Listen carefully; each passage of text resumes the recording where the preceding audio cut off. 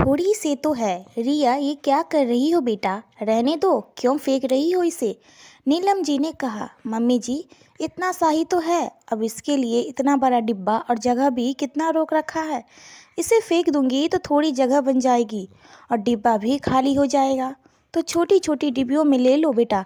अब हर थोड़ी थोड़ी चीज़ों को मैं छोटी छोटी डिब्बों में कहाँ संभालती रखूँ? फिर याद नहीं रहेगा और जब खराब होगा तब फेंकना पड़ेगा। इससे अच्छा अभी फेंक दूं। रिया को शादी करके आए हुए कुछ ही महीने हुए थे। आते ही घर गृहस्थी का सारा काम संभाल लिया था उसने, और नीलम जी का भी खूब ख्याल रखती। नीलम जी ने सोचा, यूँ बार बार टोकना अच्छी बात नहीं। वैसे तो हर काम अच्छे से करती है, एक ही तो बुरी आदत है। समय के साथ साथ तजुर्बा भी आ जाएगा। यह सोच वे चुपचाप बाहर आ गई। समय बीतता गया लेकिन रिया की आदत नहीं बदली। वह हमेशा नीलम जी से कहती, मम्मी जी आप इतना कचरा क्यों इकट्ठा करते हो? हर छोटी छोटी चीज़ों को डिब्बे में भर कर रख देती हो। ये चीज़ें किसी काम भी नहीं है। बेटा, तुम नहीं समझोगी। ये छोटी छोटी चीज़ें, ये थोड़ी सी चीज़ें कभी कभी बहुत काम आती है और तभी हम इनकी सही कीमत समझ पाते हैं। एक दिन अचानक नीलम जी की बेस्ट फ्रेंड कविता उनसे मिलने आई।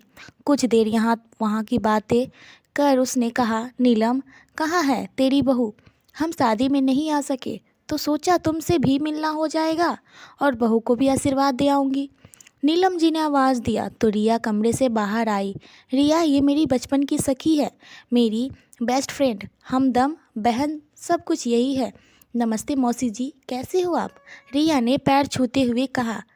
रिया के मुंह से मौसी शब्द सुनकर बहुत अच्छा लगा। कविता को मानो अपनापन झलक रहा हो, वरना आजकल के बच्चे तो सगी मौसी को भी आंटी कहकर बुलाते हैं। रिया, तेरी बहू तो हीरा है, सुंदर भी और सुशील भी। हाँ, इसमें कोई भी दो राय नहीं।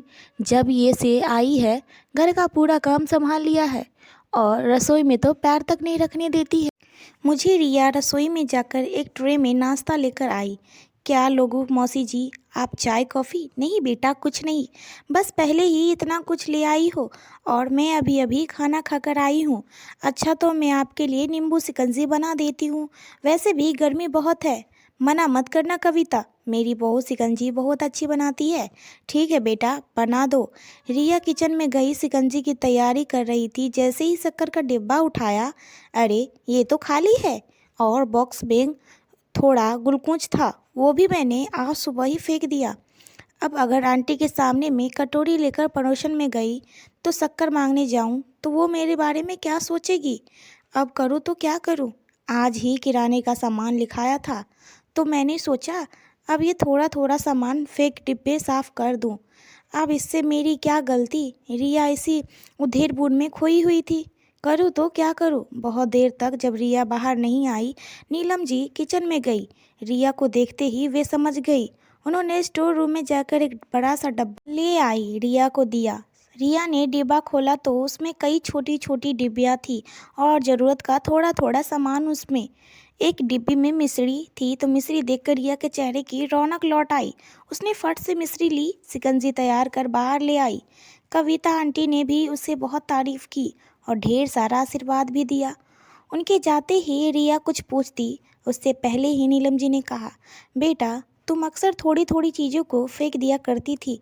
तुम्हें बार बार टोकना मुझे सही नहीं लगता था, इसीलिए मैंने ये उपाय सोचा। जब भी डिब्बों में थोड़ा थोड़ा सामान रहता तुम बाहर फेंको, उससे पहले ही मैं छोटे डिब्बों में भरकर उन्हें स्टोर रूम में डिब्बे में रख देती, ताकि तुम्हें बुरा भी न लगे और ज़रूरत पड़ने पर काम भी आ सके। रिया को अपनी गलती का एहसास हो चुका था। उसने तय की कि आज के बाद वह भी अपनी सास की तरह छोटी बड़ी चीज़ों को सहज कर रखेगी। तो दोस्तों, हमारे साथ भी कई बार ऐसा होता है कि जब ज़रूरत पड़ती है तभी हमें थोड़ी सी छोटी सी चीज़ का महत्व समझ में आता है। इसी तरह जीवन में भी कई कई बार छोटी छोटी खुशियाँ हमारे दरवाजे पर दस्तक देकर चली जाती है, लेकिन बड़ा पाने की लालच में हम उनकी कीमत नहीं समझते और उन पलों को खो देते हैं। तो दोस्तों, आज की कहानी आपको कैसी लगी हमें कमेंट करके बताएं। कहानी पसंद आए तो चैनल को लाइक शेयर एंड सब्सक्राइब करें। इस कहानी के बारे में आपकी क्या राय है हमें कमेंट बॉक्स में बताना ना भूलें और बेल आइकन बटन को दबाना ना भूलें।